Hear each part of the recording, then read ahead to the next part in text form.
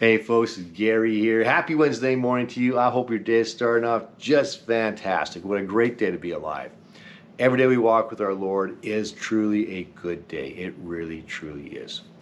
Now, we've been talking about being an example of who Jesus is, right? Being imitators of Christ, following him, becoming like Jesus. Now, why would we want to do that? Well, we know that Jesus was an example of who our Father in heaven is, right? We read that when Philip asks him the question, show us the Father, right? Show us our Father in heaven, show us God.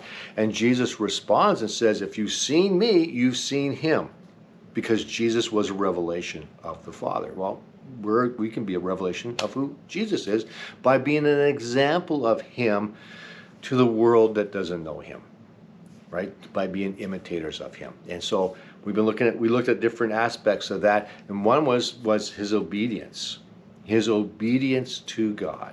That Jesus submitted his will to God's will.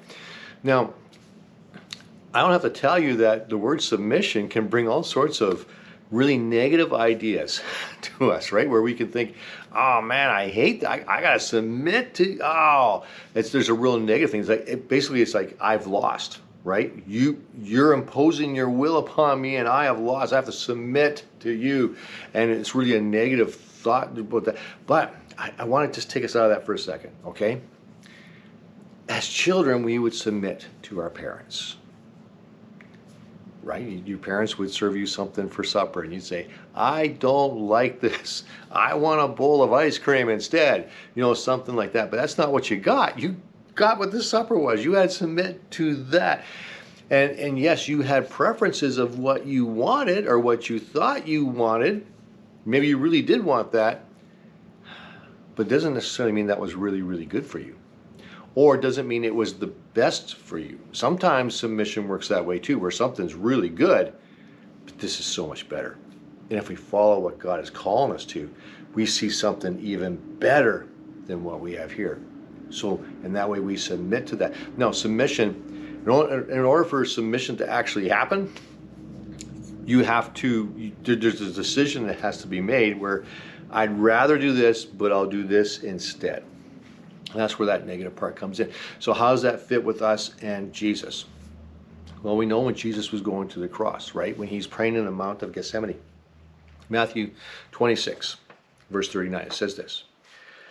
He went on a little further and bowed his face to the ground, praying, my Father, if it is possible, let this cup of suffering be taken away from me. Yet I want your will to be done, not mine. Jesus was in submission to the Father. He was in obedience to the Father. And because he was in obedience to the Father, it was with joy he set his face to the cross. He set his face to the cross because of the salvation he was going to give to you and give to me. That salvation he was going to pay for so that we would have a relationship with him, with the Father. And that is so incredibly good that Jesus wanted that to take place.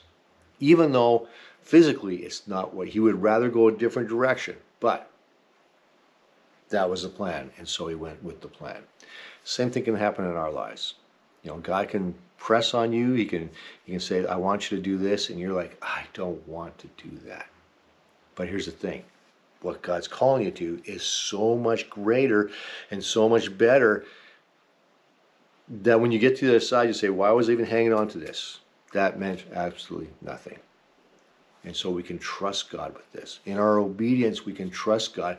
Say, I'm going to be obedient to you because what? Because your kingdom come, right? Your will be done on earth as it is in heaven. Not mine, yours, because yours is far greater than mine. And I'll see it from the other side and say, that was worth it. So that's the message for today. Thank you for watching, and we'll catch you tomorrow.